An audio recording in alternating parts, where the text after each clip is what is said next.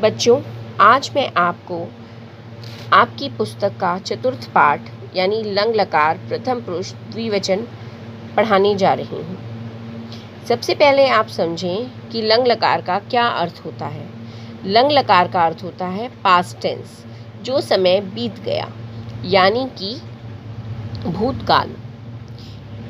प्रथम पुरुष का अर्थ होता है थर्ड पर्सन यानी कि यह, वह, वे आदि।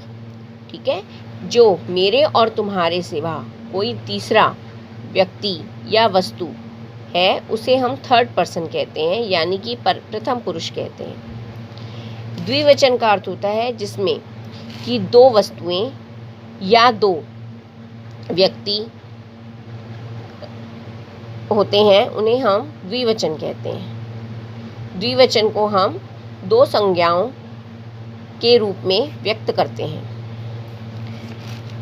अब हम बात करते हैं कि लंग लकार में प्रथम पुरुष द्विवचन को किस प्रकार प्रयोग किया जाता है। लंग लकार में प्रथम पुरुष द्विवचन रूप बनाने के लिए हम धातु, जैसे कि मेरे पास है पठ धातु, मैंने पठ धातु का प्रयोग किया। पठ का अर्थ होता है पढ़ना, तो शुरू में मैं पठ धातु में अ लगा दूंगी और बाद में अताम लगा दूंगी, यानी कि अ जमा पठ जमा अताम मेरे पास मिलकर बन जाता है अपठताम। इसी प्रकार यदि मुझे गम धातु का प्रयोग करना है, ठीक है, तो मैं अ गम के पहले लगा दूंगी। गम को गच्छ के रूप में हम लोग प्रयोग करते हैं, तो गच्छ के शुरू में मैं अ लगा दूंगी और बाद में अताम, तो ये हो जाएगा अगच्छताम। ऐसे ही कृड, भ्रम, नम, कुज, वध इत्यादि धातुओं के साथ शुरू में अ और बाद में अताम लगाकर हम लंग लकार प्रथम पुरुष द्विवचन बना सकते हैं। अब मैं आपको इसका अनुवाद करवाने जा रही हूँ।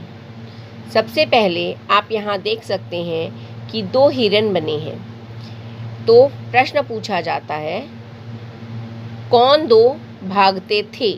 क्योंकि ये लंग लकार है, पास्ट टेंस है, इसलिए हम थे का प्रयोग करेंगे। कौन दो भागते थे?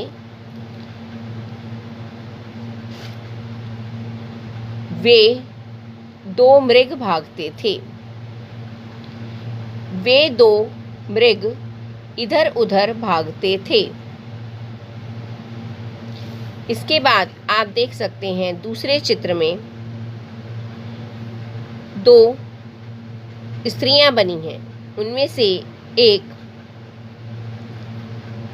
से दोनों ही कन्याएं हैं, तो हम कन्याओं के लिए, दो कन्याओं के लिए के शब्द का प्रयोग करते हैं। कौन दोनों लिखती थीं? वे दोनों लिखती थीं।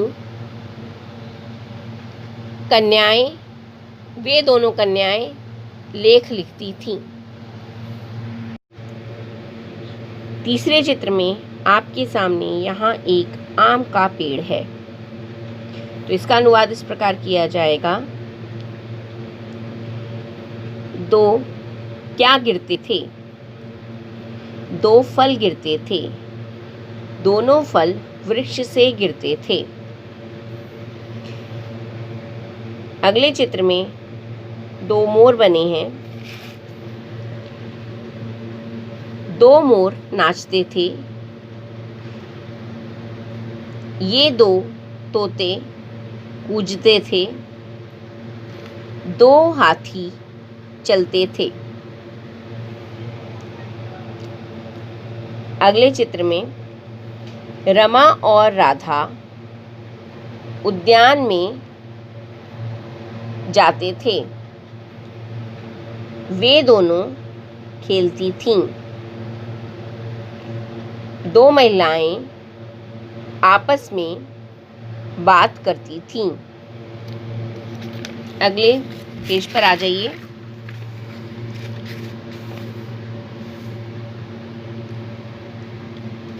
यहाँ आपके सामने चक्र बना है, ठीक है। ये दोनों चक्र घूमते थे। पत्ते, दो पत्ते गिरते थे, 2 रुपए थे। अगले चित्र में लता और रमा, च का अर्थ और से होता है। लता और रमा 2 बालिकाएं थीं। वे दोनों एक ही विद्यालय में पढ़ती थीं। वे दोनों आचार्य यानी शिक्षक को नमस्कार करती थीं। वे विद्यालय से घर आती थीं। शाम के समय वे दोनों उद्यान